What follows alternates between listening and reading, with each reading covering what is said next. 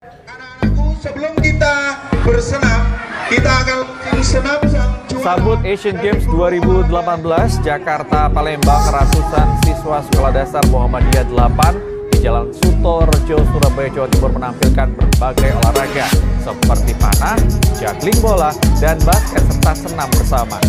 Kegiatan olahraga ini untuk mengenalkan para siswa berbagai jenis olahraga agar gemar untuk berolahraga. Assalamualaikum warahmatullahi wabarakatuh. Alhamdulillahirabbil alamin.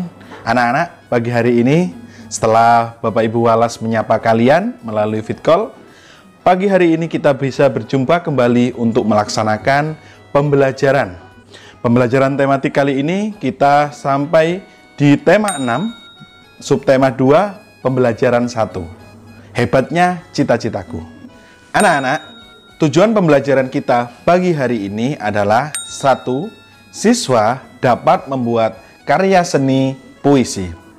Yang kedua, siswa dapat membandingkan siklus hidup makhluk hidup melalui pengamatan. Kali ini Pak Gofar akan menjelaskan tentang cara membuat puisi. Puisi merupakan salah satu karya sastra yang menggunakan bahasa-bahasa atau kata-kata yang indah dan penuh makna.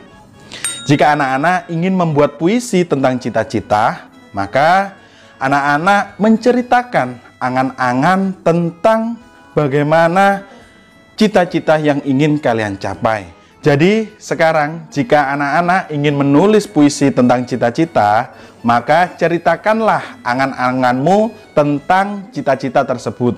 Isi puisi dapat ditulis dengan alasan mengapa kamu memilih cita-citamu, kemudian keunggulan cita-cita yang kamu pilih, kemudian hal yang akan dilakukan untuk menggapai cita-cita tersebut. Kata-kata tersebut silakan dirangkai, kemudian jadilah sebuah puisi. Persiapan dalam membuat puisi diantaranya 1. Menentukan tema, 2. Menyiapkan alat tulis, 3. Observasi terhadap objek pada tema puisi, 4. Menentukan peristiwa yang sesuai dengan tema puisi, 5. Catat setiap informasi. Dalam membuat puisi, kita juga perlu memperhatikan kata yang dipilih. Di antaranya, yang pertama, menggunakan kata yang santun. Yang kedua, menggunakan kata yang bermakna positif. Yang ketiga, menggunakan kata atau ungkapan pujian untuk sesuatu yang indah. 4. Hindari penggunaan kata yang bersifat menghina, mengejek, atau menjelekkan. 5. Menggunakan kata-kata yang memiliki kemiripan bunyi akhir agar puisi terdengar lebih indah saat dibaca. 6. Menggunakan perumpamaan untuk objek yang ingin diceritakan. Anak-anak, pada pembelajaran sebelumnya kita sudah belajar tentang siklus hidup atau daur hidup makhluk hidup. Kemarin kita sudah mengetahui bahwa ada 2 jenis siklus hidup makhluk hidup. Ada yang mengalami perubahan bentuk dan ada yang tidak mengalami perubahan bentuk. Hewan-hewan seperti kambing, sapi, bebek adalah hewan-hewan yang mempunyai siklus hidup yang tidak mengalami perubahan bentuk tubuh.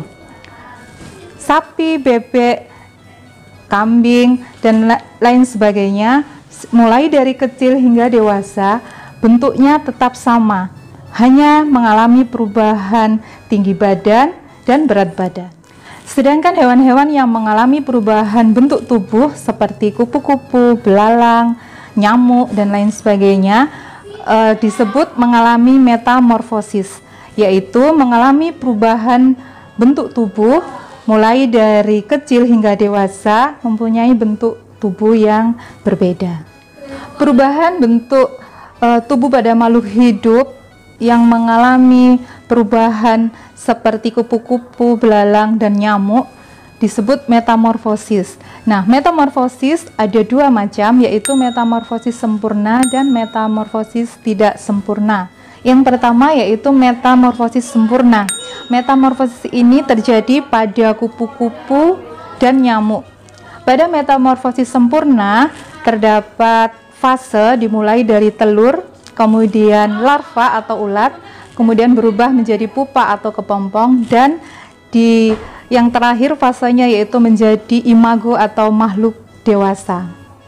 Nah, pada metamorfosis sempurna ini terjadi perubahan bentuk tubuh hewan yang sangat mencolok saat lahir dan bentuk dewasanya. Yang kedua yaitu metamorfosis tidak sempurna. Biasanya terjadi perubahan bentuk tubuh yang tidak begitu mencolok saat hewan lahir dan hewan pada waktu dewasanya.